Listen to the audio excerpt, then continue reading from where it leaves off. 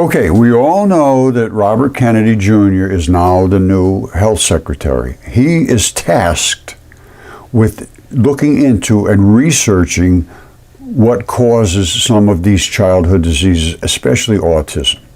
Now, I'm going to play this clip from NBC News. Listen to this now.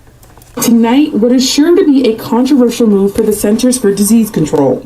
The agency will initiate expanded research into understanding autism and the potential links between vaccines and autism, according to a source familiar with the planning. The myth that autism is caused by childhood vaccines has been repeatedly debunked by hundreds of studies. What is the medical consensus on vaccines and autism?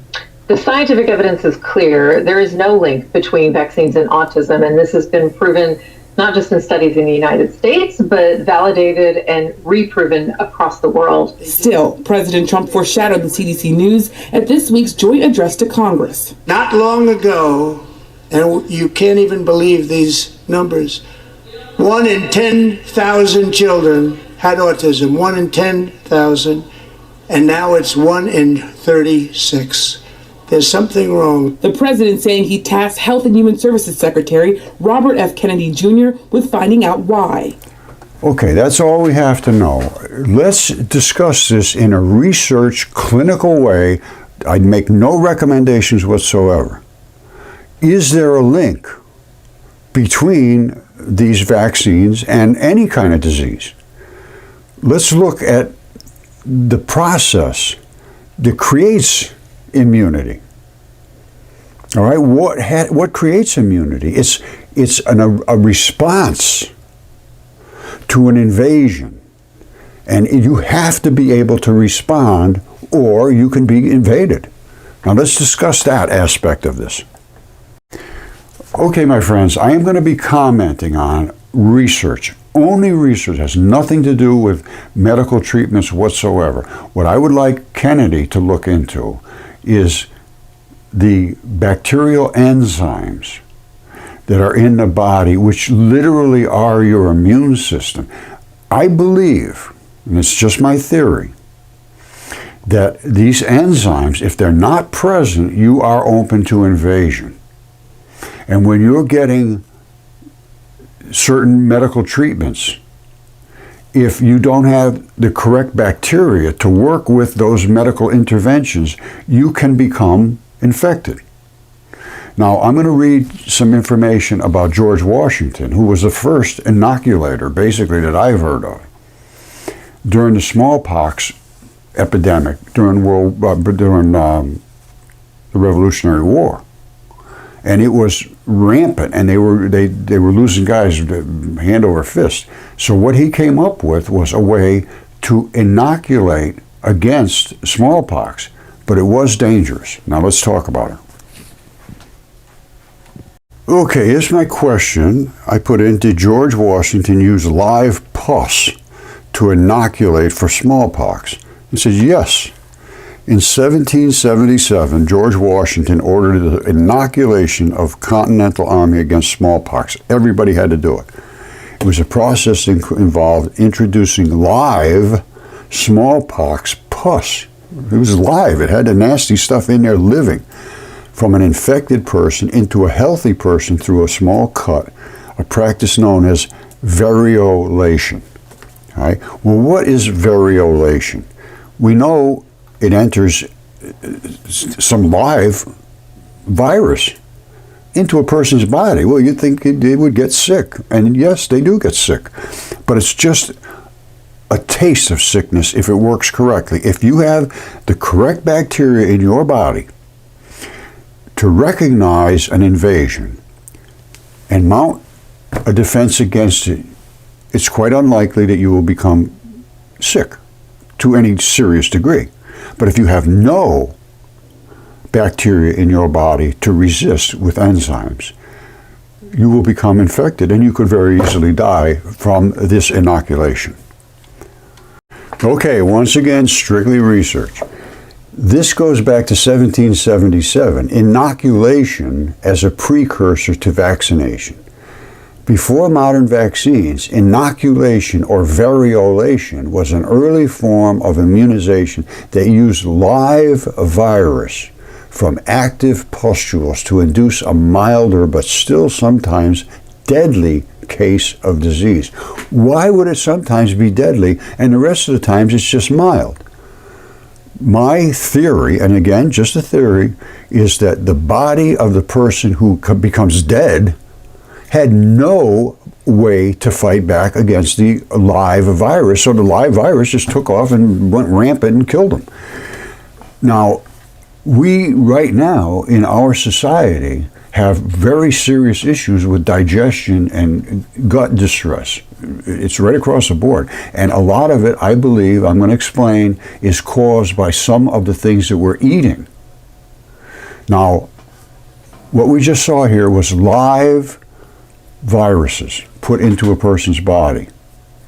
And then that person either got better and never could get smallpox because it had recognized the virus in your DNA. So if it comes back again, it's, oh, we know what that is, just go kill them and it's done. However, the ones that died, they had nobody to recognize it. So it just took over. Now, again, live virus. Well, where else do they use live viruses? Well, let's see if they use live virus today, which I know they do, and I'll show you where they do use it.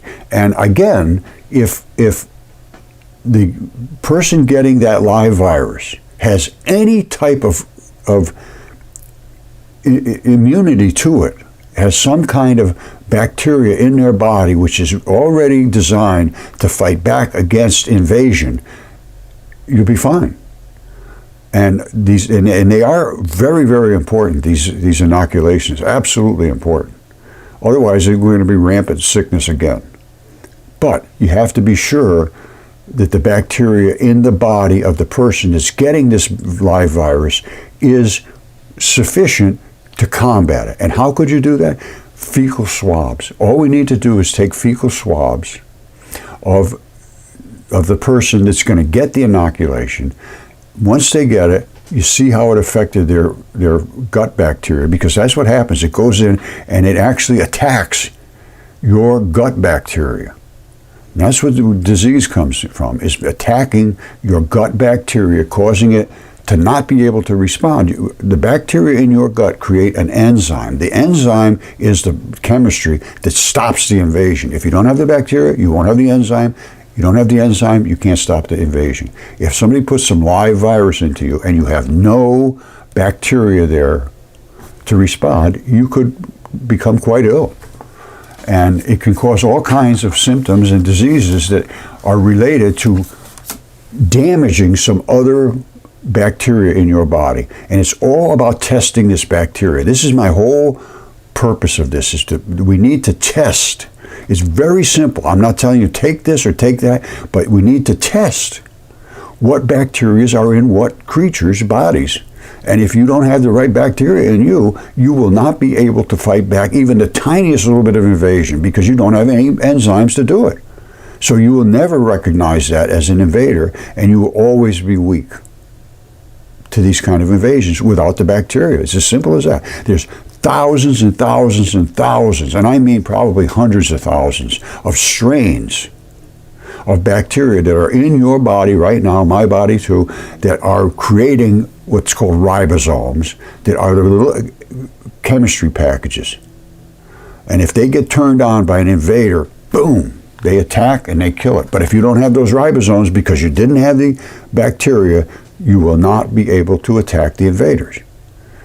Now, again, I don't say take this or take that, don't take this. I say take every vaccine, but we have to find out what is the issue with the gut bacteria before they get the vaccine. If they don't have the right bacteria, they cannot respond. They cannot respond, and they will quite likely get sick. So it's not just a this or that situation. It's you can get perfect. You will become healthier from a vaccine if you can respond to it and not get sick from it. 100% certainty you will become, better off. Oh, boy, this gets so hard. Okay, here is the main takeaway from how you get resistance from invasion. The main mechanism of resistance development are associated with the evolution of super families of bacterial enzymes. That's the key right there. Due to the variability of the genes encoding them, the collection of the variability of the genes that encode these bacterial enzymes live in bacteria. The collection of all antibiotic-resistant genes is known as the resistome, like they have the microbiome, the virome. Well, this is the resistome, which is your resistance, your immunities. Listen to this carefully. Tens of thousands of enzymes. Every enzyme is created by a bacteria. There's tens of thousands of them. So you have tens of thousands of different species of bacteria living in your body right now. Tens of thousands of these enzymes and their mutants that implement various mechanisms of resistance form a new community called the enzystome, the microbiome enzystome now. Analysis of the structure and functional characteristic of enzymes, which are the targets for different classes of antibiotics, which they are really antibiotics themselves, these enzymes. It will allow us to develop new strategies for overcoming the resistance. Now, what I just told you is you have to have these enzymes. In order to get the enzymes, you have to have the bacteria. In order to have the bacteria, they have to live in a condition that they thrive. If they're being destroyed daily, you're never going to be healthy. You're going to have chronic issues. Anything will be able to invade you, basically. They call that pre-existing conditions. The guy gets sick. All he's got to do is be around anybody. He gets sick. Well, why? Why does that guy get sick and this guy never gets sick? Something's different. And I think I can demonstrate what could possibly be the difference. The reason I should be involved in this and be able to talk with Kennedy and explain my theory is that I discovered this layer, which is interstitium. And it's a fluid-filled highway that coats every organ. It's in your skin, it's in your everything, your muscles, your tendons, your organs, everywhere.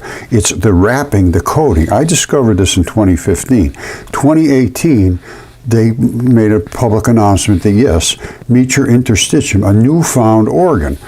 Doctors don't understand this, what it does, and they still don't understand it to this day. Now, I just did a video on tattoos.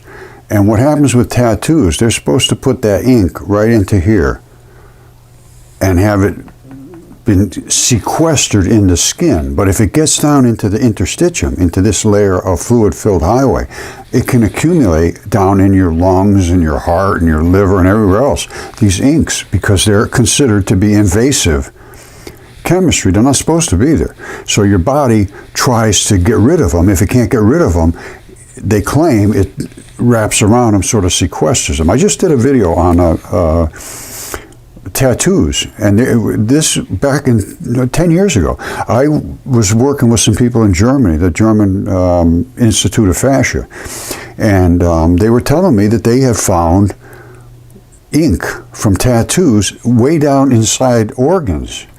And I thought to myself, how the hell would that get there? And then I related it to the fluid-filled highway, which I had found already, and I wrote the paper on it in Fascia in 2015. It was unknown because they never saw it before. By the time they did autopsies, that layer was flat, and they thought they didn't realize it was filled with fluid during the living process. When they looked at it in an autopsy, it was flat like a piece of cardboard. They just looked at it like that, and they said, well, it's just a piece of cardboard there. It just doesn't do much. It's like a layer. Well, when it's full of fluids, everything's flowing through there to go attack invaders. But you have to have the right bacteria to create the enzymes to go attack the invader. If you don't have the enzymes, if you didn't have enzymes in your body right now, you would die in less than 10 minutes. You would be dead. Completely dead. Bip, done. Enzymes are the only thing that function fast enough to make creatures live. There's so much chemistry that's done in nucleophilic invasion and substitution, which is the process of refurbishing your used particles that you use in your body. You have to put some more in it. You need some more oxygen. You need some more calcium, some more of this, some more of that. And it's all done by enzymes, breaking things down, building things up. I'm going to show you the exact chemistry because I've studied this very, very deeply. I know as much about this stuff as anybody that's breathing oxygen right now, and I deserve to be involved.